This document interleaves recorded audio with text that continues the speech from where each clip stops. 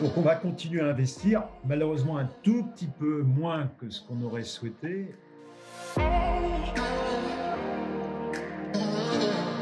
Bonjour Pascal, merci d'être là avec nous aujourd'hui.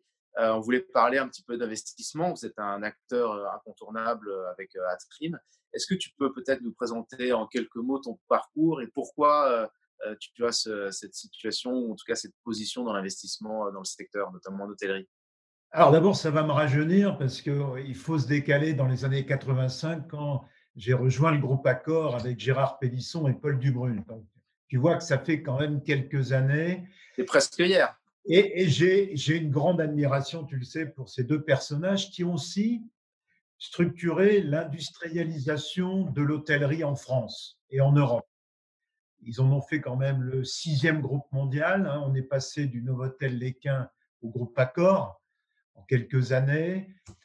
Et ce qui était intéressant chez eux, c'était cet esprit entrepreneurial. D'ailleurs, ce qui a structuré le marché français avec les franchisés, et on a vu un certain nombre de personnes devenir des développeurs, des exploitants hôteliers en France. Donc, c'est mon histoire, mes racines viennent de là.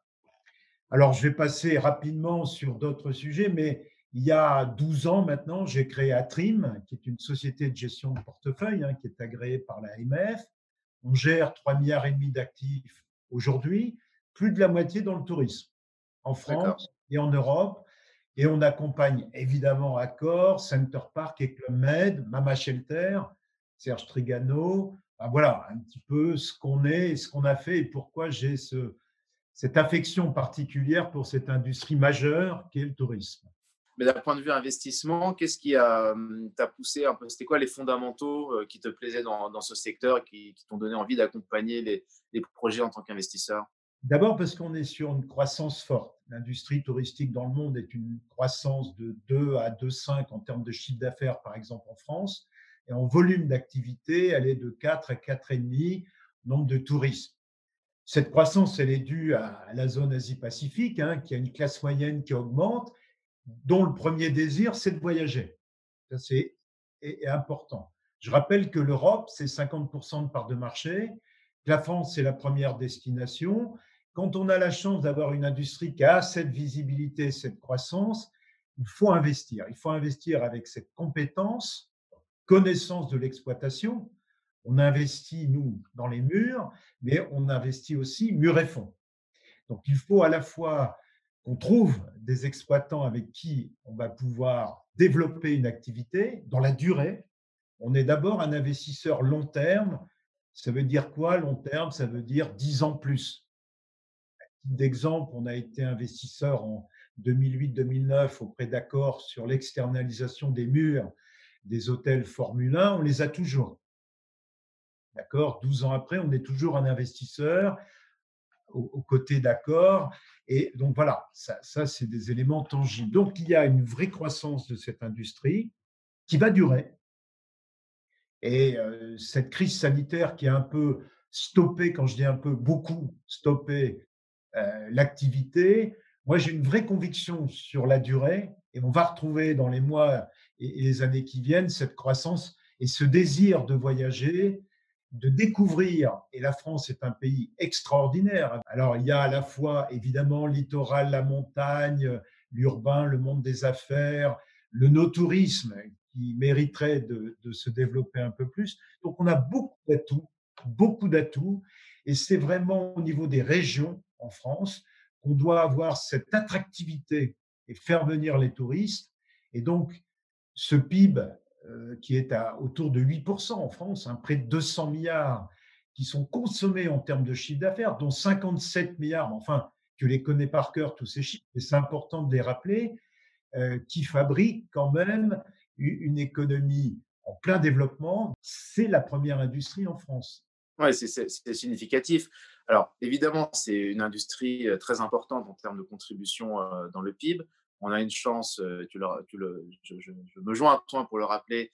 La France, on disait que c'était un terrain très fertile d'un point de vue agricole, mais ça l'est également pour le tourisme, hein. On a des paysages très variés, on a du littoral, de la montagne, on a des terroirs, on a évidemment cette initiative autour de nos tourismes. Je crois Hervé Novelli un fervent défenseur et passionné du sujet. Donc, on a des segments qui sont assez larges à développer. Mais en contrepartie, tu l'évoquais rapidement tout à l'heure, on a cette crise du Covid qui à la fois est une secousse économique, mais qui est une double secousse parce que la distanciation sociale, qui est un mauvais terme derrière, la fermeture des frontières, sont quand même des choses qui viennent impacter doublement notre secteur. Toi, quand tu prends cette vision investisseur, je l'ai compris tout à l'heure, tu dis on était sur du long terme, tu as évidemment ceux qui ont une vision plutôt 5 à 7 ans et puis ceux qui sont des visions un peu plus longues. Donc toi qui as un peu ce recul, comment tu réévalues ou comment tu mets à jour ton logiciel en termes d'investissement? Nous, la première chose qu'on a, évidemment, ça nous paraissait naturel, c'est dès que la crise est arrivée, l'activité a été stoppée, on a d'abord communiqué immédiatement avec l'ensemble de nos investisseurs, institutionnels, particuliers. Je rappelle qu'Atrim gère 3,5 milliards d'actifs, on a 30 véhicules d'investissement différents. On a aussi bien des SCPI, des OPCI, des FIA, toutes structures qui nécessitent en permanence d'informer nos investisseurs. Ce qu'ils nous ont demandé, c'est l'impact évidemment court terme sur le rendement, mais très rapidement, quelle est la trajectoire de sortie et comment nous imaginions, et ça c'est les échanges qu'on a avec les exploitants, cette trajectoire d'ici fin 2021, début 2022. Donc voilà, ça c'est ce travail qu'on a fait immédiatement, c'est-à-dire dans la dernière quinzaine de mars, et nous avons édité un certain nombre de lettres d'information qui sont actualisées tous les 15 jours sur, on voit à peu près l'actualisation de l'impact de la crise sur le redémarrage, à quel moment, les calendriers, et ainsi de suite. Donc tout ça est un travail essentiel qui vient conforter aussi la relation entre un gérant d'actifs et ses investisseurs. Ça, c'est l'élément Ouais, il faut de la majeur. transparence, c'est important, hein. Voilà. Et donc, on est au plus proche aussi des exploitants avec qui on échange en permanence. Je parlais d'Accor, je parlais de Center Parc, Club Med et tous ceux avec qui on a NH, on a en Allemagne, on est aux Pays-Bas, en Belgique et en France. Donc, ces contacts permanents sur leur ressenti, la vision, le redémarrage en Allemagne, aux Pays-Bas, en Belgique et en France, on a aussi des éléments un peu différenciants sur à quel moment et dans quelles conditions on va reprendre. C'est un travail de proximité qui est extrêmement, mais c'est légitime, qui consomme beaucoup de temps aujourd'hui parce que c'est normal. C'est vraiment tout notre temps, toute notre énergie est dédiée à ça. On se doit aussi de transmettre aux investisseurs un peu notre conviction et nos sentiments sur les reprises d'activité en fonction à la fois des segments et en fonction des zones géographiques. Donc voilà un petit peu le travail que nous faisons. On est une cinquantaine chez Atrim et une grande partie des équipes qui travaillent sur le domaine de l'hôtellerie sont en contact permanent, soit par vidéoconférence ou par téléphone avec les équipes opérationnelles. Je dirais un petit mot, Vangelis, c'est que ça a été effectivement extrêmement violent pour tous les grands opérateurs touristiques, hôteliers, hébergements marchands au sens large, les restaurateurs évidemment. Violent sur le plan humain d'abord, des milliers de personnes au chômage technique, dans un grand désarroi, sans savoir combien de temps, comment. Et je trouve qu'on peut être fier des grands exploitants, en tout cas ceux que j'ai eus, ou d'autres qui ont été extrêmement solidaires, humainement. Et bravo à toutes ces équipes qui, pendant des semaines et des semaines, ont d'abord pensé à leurs salariés, à l'accompagnement humain de cette période très difficile. Là, on rentre dans une période, on l'espère, rapide de réouverture des établissements. On l'a dit tout à l'heure avec les labels ou les protocoles sanitaires qui seront un élément essentiel du redémarrage économique de l'activité. Elle est intrinsèque. Et toutes les équipes seront et sont déjà mobilisées sur la reprise. On attend en France le 30 mai le signal du président de la République. Il y a un comité interministériel le 14 mai. Donc, on attend aussi de l'information et une ligne. On voit que en Allemagne, aux Pays-Bas, en Belgique, il y a aussi des éléments qui doivent se dessiner dans les semaines qui viennent. Je comprends l'impatience et en même temps, il faut qu'on soit respectueux et prudent sur ce contrat sanitaire qu'il y aura entre les salariés et les consommateurs qui vont retrouver, j'en doute pas une seconde, le chemin de nos établissements. Tu vois, c'est vrai que là, il va y avoir probablement des annonces autour d'un plan de relance le 14 mai. Évidemment, la filière dans son ensemble a besoin de soutien. Tu évoquais la responsabilité individuelle sur les sujets sanitaires. Et je pense qu'elle est importante. Elle a déjà été, il y a eu de nombreuses contributions et je pense qu'on trouvera un chemin, même si le plus grand risque, celui que tout le monde essaye d'éviter, c'est une deuxième vague. Je pense que c'est ça qu'on doit se prémunir et c'est pour ça qu'il faut prendre son mal en patience et faire les choses dans le bon ordre. Pour toi, quelles seraient les deux, trois mesures importantes que le gouvernement pourrait éventuellement prendre pour soutenir cette filière à moyen et long terme? Parce que les mesures d'urgence, on les a vues, on les connaît bien, on les a déjà bien expliquées, que ce soit le chômage partiel, le PGE ou autre. Est-ce qu'il y a, on est une industrie cyclique, hein, ta vision d'investissement, elle est aussi sur du long terme. Est-ce qu'il n'y a pas des éléments qui viendraient plutôt soutenir cette filière d'excellence française sur du moyen et du long terme? Ah, d'abord, je vais revenir sur ce que tu viens de dire. Moi, je trouve qu'on a un gouvernement qui a été extrêmement réactif et qui a plutôt, grâce à lui, accompagné ces mouvements que j'évoquais tout à l'heure sur le plan social qui ont été extrêmement durs.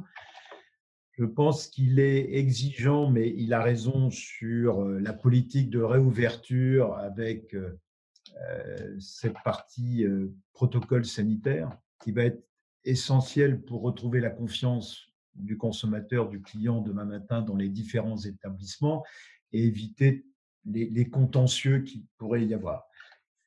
Évidemment, il faut être dans cette politique de déconfinement progressif, d'être extrêmement rigoureux et responsable. Parce que, évidemment, on ne voudrait pas qu'il y ait une deuxième vague qui vienne saturer les établissements hospitaliers. Sur, sur le long terme, je pense que ce qui est important, essayons aussi d'imaginer qu'on peut attendre, on ne peut pas tout attendre du gouvernement ni de l'État. L'État, je pense, a fait son travail de filet, d'accompagnement, d'amortisseur, on va dire, dans cette crise violente. De l'autre côté, nous avons à la fois vraiment des exploitants de toute taille, de tous segments, sont des vrais professionnels. Et au fond, nous avons besoin, c'est ce qu'on fait nous dans notre coin, mais il y en a d'autres qui le font aussi, d'investir, d'accompagner, d'avoir confiance dans des exploitants, dans des segmentations touristiques. On est en compétition. Ce que je veux dire, c'est qu'on se doit d'investir, c'est ce qu'on fait nous au travers de nos différents véhicules, que ce soit immobilier, mur et fonds, c'est pour, on est dans une industrie d'offres, Vangelis, qui nécessite de l'investissement et qui est en compétition. La France est en compétition face à ses voisins européens, que ce soit l'Espagne, l'Italie, l'Allemagne, les Pays-Bas et ainsi de suite. Et on doit rester compétitif. On donnait les chiffres tout à l'heure. On est la première destination mondiale avec 90 millions de visiteurs étrangers, dont 80% sont européens, et on fabrique 57 milliards avec ces 90 millions de touristes. Moi, ma conviction, c'est plus on va investir dans cette industrie, plus le taux de transformation entre le nombre de visiteurs et le chiffre d'affaires généré sera important. C'est-à-dire, je pense qu'aujourd'hui, on devrait plutôt être autour de 65-67 milliards de recettes touristiques avec ces 90 millions d'étrangers. Pour faire ça, il faudrait qu'on investisse plus aux côtés de cette industrie, maintenir une qualité sur les actifs, parce que c'est important qu'ils soient, je dirais, à la fois bien entretenus, mais aussi correspondent aux besoins de la Compétitif. clientèle et qu'on puisse rester attractif. Donc, il y a beaucoup de destinations très intéressantes, très valorisantes en France. Il y en a d'autres à découvrir, à développer. Et je le rappelle, c'est vraiment l'attractivité des régions qui est un élément essentiel. Il suffit de dialoguer avec un certain nombre de responsables régionaux dans le tourisme, les banques régionales. Tout ce tissu régional, d'abord, est très fier de son offre. Et il faut continuer à développer cette offre. Et deux, on ne peut comprendre le tourisme national que quand on regarde le tourisme au niveau des régions. Parce que c'est à ce niveau-là que ça se passe et qu'on doit développer. Et si on veut intervenir là, dans ce moment très difficile auprès d'entreprises en difficulté, c'est au niveau régional. Et c'est ça qui est un élément essentiel parce qu'il y a des très, très petites entreprises qui vont souffrir, certaines vont disparaître, et c'est un drame, naturellement, mais c'est aussi cette économie en chaîne qui est indissociable. Et il faut être extrêmement à la fois vigilant sur ce plan local et régional pour pouvoir maintenir une offre de qualité en France et rester leader sur son marché. En tout cas, tu soulignes quelque chose qui est important pour moi aussi. On est une industrie qui vit dans la politique de l'offre. Évidemment, quand la demande est un petit peu faible, c'est toujours compliqué de présager effectivement que l'offre va aller quelque part stimuler et créer sa propre demande.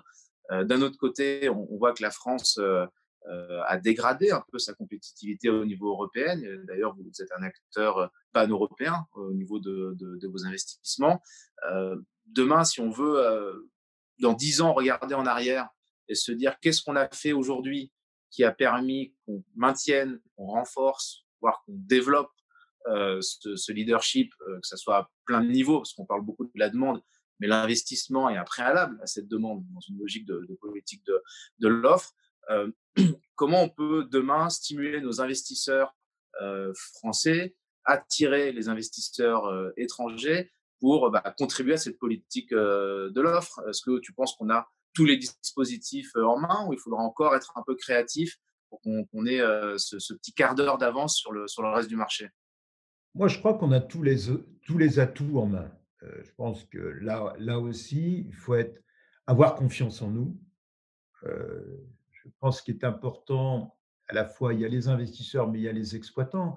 Je disais au début de mon propos que Gérard Pélisson et Paul Dubrul ont été deux entrepreneurs extraordinaires et qui ont modifié l'industrialisation du tourisme en France.